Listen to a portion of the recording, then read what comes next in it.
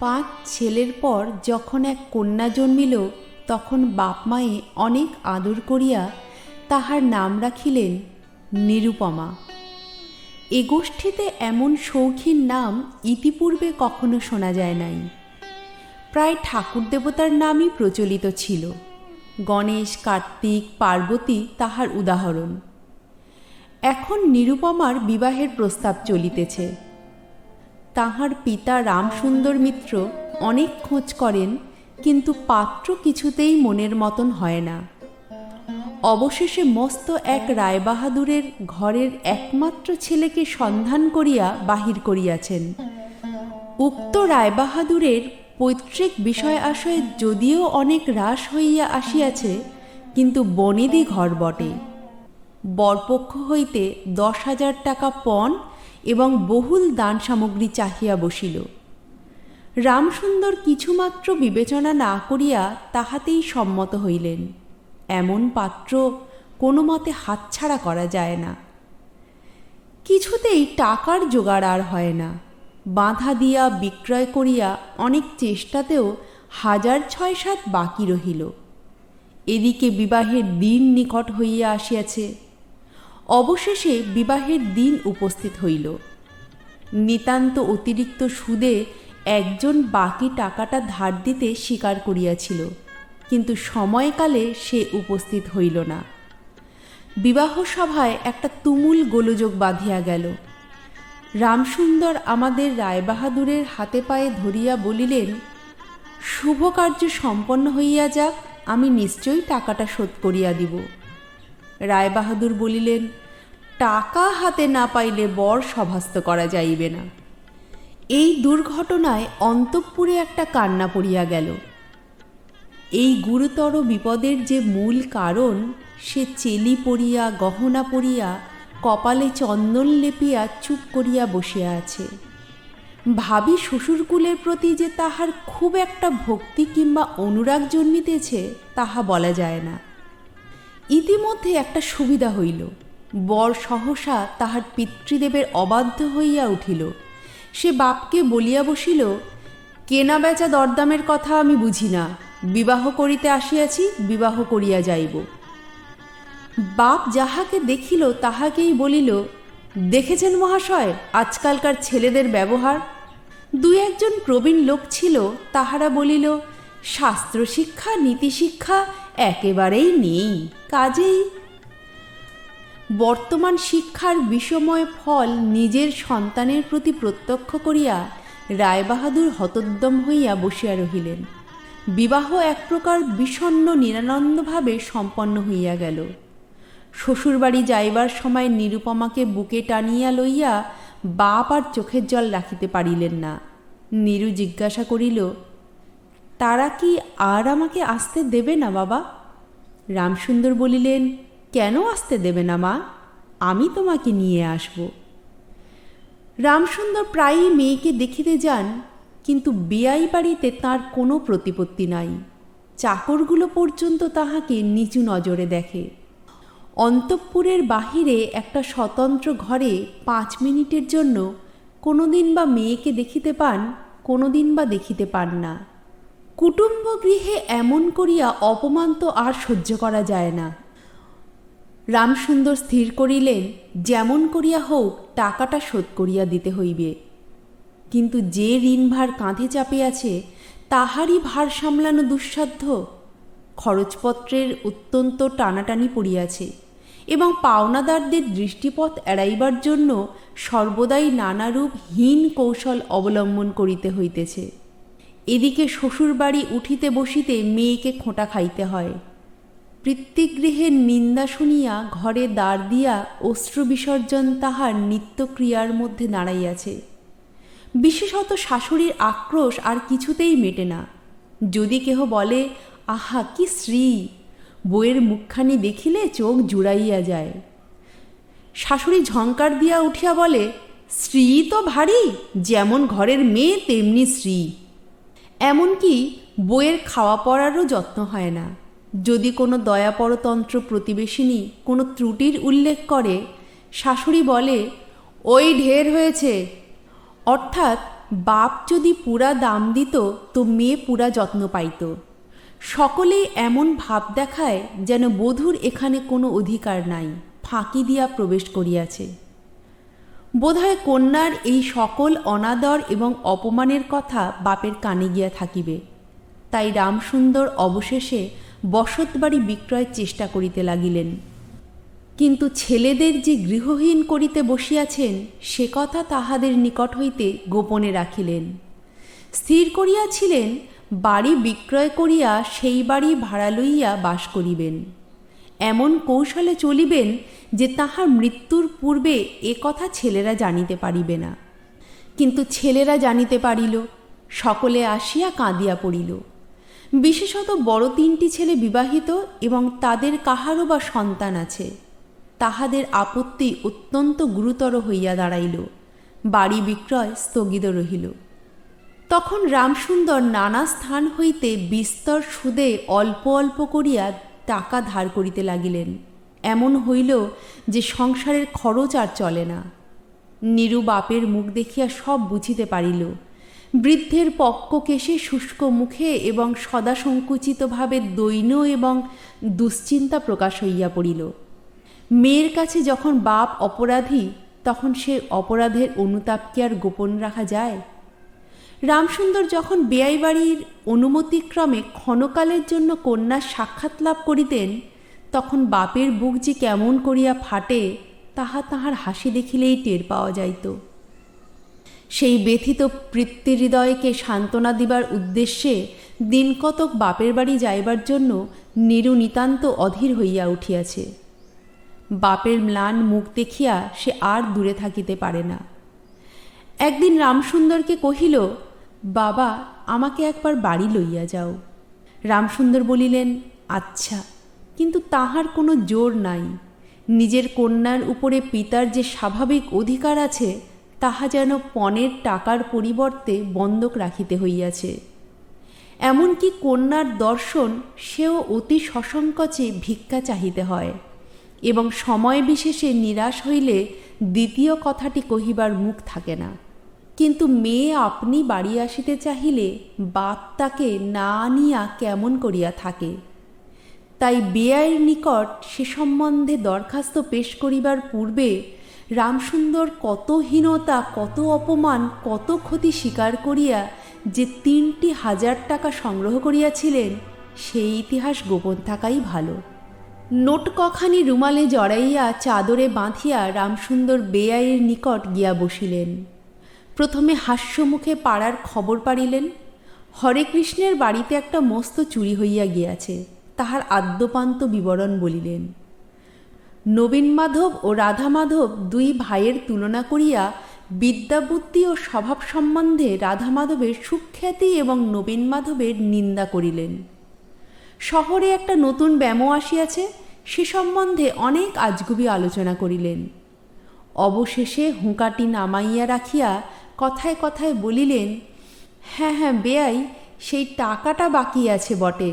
রোজই মনে করি যাচ্ছি অমনি হাতে করে কিছু নিয়ে যাই, কিন্তু সময়কালে মনে থাকে না। আর ভাই বুড়ো হয়ে পড়েছি। এমনি এক দীর্ঘ ভূমিকা করিয়া পঞ্জরের 3খানি অস্থির মতো সেই 3খানি নোট যেন অতি সহজে অতি অবহেলে বাহির করিলেন। সবেমাত্র 3,000 টাকার নোট দেখিয়া রায়বাহাদুর অট্টহাস্য করিয়া উঠিলেন। বলিলেন, থাক বেয়াই, ওতে আমার কাজ নেই। একটা প্রচলিত বাংলা প্রবাদের উল্লেখ করিয়া বলিলেন, সামান্য কারণে হাতে দুর্গন্ধ করিতে তিনি চান না। এই ঘটনার পরে মেয়েকে বাড়ি আনিবার প্রস্তাব কাহারও মুখে আসে না। কেবল রামসুন্দর ভাবিলেন, সে সকল কুটুম্বিতার সংকোচ আমাকে আর শোভা পায় না। মর্মাহতভাবে অনেকক্ষণ চুপ করিয়া থাকিয়া অবশেষে মৃদুস্বরে কথাটা পাড়িলেন। রায়বাহাদুর কোনো কারণমাত্র উল্লেখ না করিয়া বলিলেন, সে এখন হচ্ছে না। এই বলিয়া কর্মোপলক্ষে স্নানান্তরে চলিয়া গেলেন। রামসুন্দর মেয়ের কাছে মুখ না দেখাইয়া কম্পিত হস্তে কয়েকখানি নোট চাদরের প্রান্তে বাঁধিয়া বাড়ি ফিরিয়া গেলেন। মনে মনে প্রতিজ্ঞা করিলেন, যতদিন না সমস্ত টাকা শোধ করিয়া দিয়া অসংকোচে কন্যার উপরে দাবি করিতে পারিবেন ততদিন আর বেয়াই বাড়ি যাইবেন না। বহুদিন গেল, নিরুপমা লোকের উপর লোক পাঠায়, কিন্তু বাপের দেখা পায় না। অবশেষে অভিমান করিয়া লোক পাঠানো বন্ধ করিল। তখন রামসুন্দরের মনে বড় আঘাত লাগিল, কিন্তু তবু গেলেন না। আশ্বিন মাস আসিল। রামসুন্দর বলিলেন, এবার পূজার সময় মাকে ঘরে আনিবই, নইলে আমি। খুব একটা শক্ত রকম শপথ করিলেন। পঞ্চমী কি ষষ্ঠীর দিনে আবার চাদরের প্রান্তে গুটি কতক নোট বাঁধিয়া রামসুন্দর যাত্রার উদ্যোগ করিলেন। 5 বৎসরের এক নাতি আসিয়া কহিল, দাদা, আমার জন্যে গাড়ি কিনতে যাচ্ছিস? বহুদিন হইতে তাহার ঠেলা গাড়িতে চড়িয়া হাওয়া খাইবার শখ হইয়াছে, কিন্তু কিছুতেই তাহা মিটিবার উপায় হইতেছে না।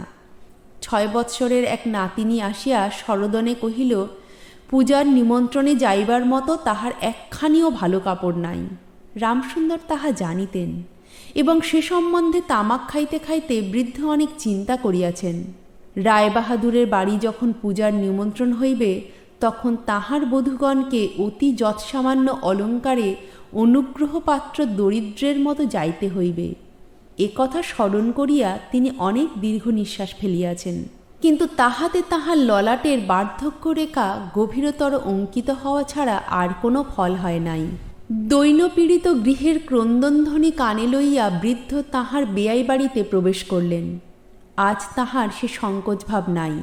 দ্বাররক্ষী এবং ভৃত্যদের মুখের প্রতি সে চকিত সলজ্জ দৃষ্টিপাত দূর হইয়া গিয়াছে, যেন আপনার গৃহে প্রবেশ করিলেন।